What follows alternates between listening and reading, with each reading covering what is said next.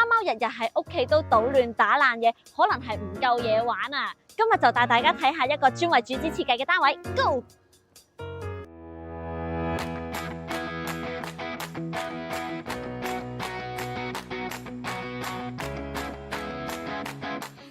今次嘅屋主咧最錫佢哋嘅貓貓噶啦，所以裝修嘅時候咧最緊要就係有人寵共用嘅家私，於是咧就出現咗呢個由電視櫃一路延伸到天花板嘅貓爬梯啦。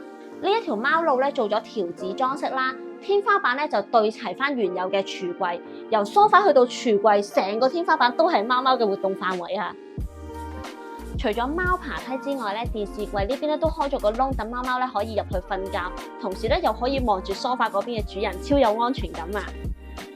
隔離呢面咧就做咗收納櫃同層板啦，餐台咧就收埋咗喺呢個位置，食飯以外嘅時間咧都可以有多啲嘅活動空間。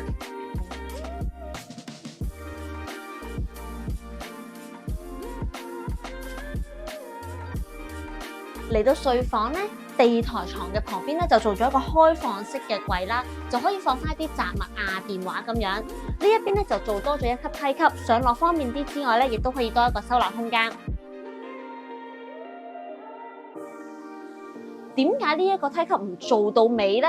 原來因為呢一度收埋咗一張書台，咁如果屋主咧 work from home 嘅時候就可以開出嚟用啦。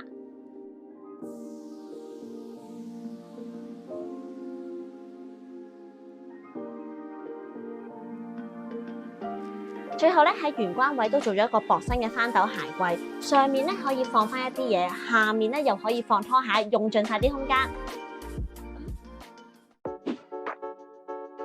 潘生當初咧要揾裝修嘅時候，都應該有比較過唔同嘅公司啦。咁最尾點解會揀我哋公司嘅？因為咧其實嗰個價錢就相對就合理啦。我哋初同佢 WhatsApp 溝通嘅時候咧，個 response 都好快，係啊，咁好快已經約咗上去睇咗啲，佢 office 有一啲實體嘅材質可以睇啦，同埋實體啲 design 啊咁樣，咁所以我哋都好快就決定就選用呢一間公司。你覺得呢個設計你會俾幾多分啊？100分滿分？整體嚟講，我會俾90分嘅，係啦，90分以上。其實我哋一開頭都好簡單、好直接同佢講，我哋其實都想製造多少少貓活動嘅空間啦。咁佢哋都符合到我哋嘅要求啦。我哋都有講過貓貓嘅安全問題啊嗰啲，其實佢哋咧好快已經 respond 到，同埋可以即刻俾到個圖則，我哋了解佢點樣去做咁樣。哦，咁聽你咁講，我哋同事嘅 response 都好快啦。咁服務方面都滿意嘛？會唔會都100分滿分有幾多分咁啊？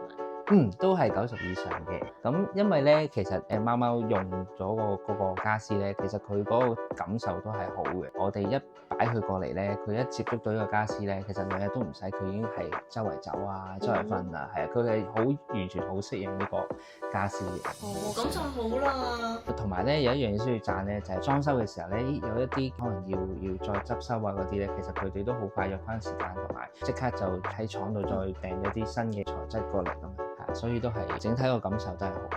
咁會唔會都推介翻我哋公司俾其他要裝修嘅朋友？其實我已經推介咗一個同事嘅啦。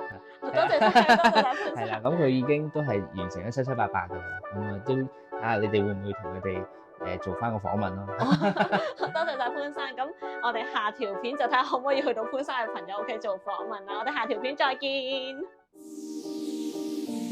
今次嘅 Room Tour 就差唔多啦。如果你都中意我哋嘅裝修單位介紹，記得 comment、like、share。我哋下條片再見。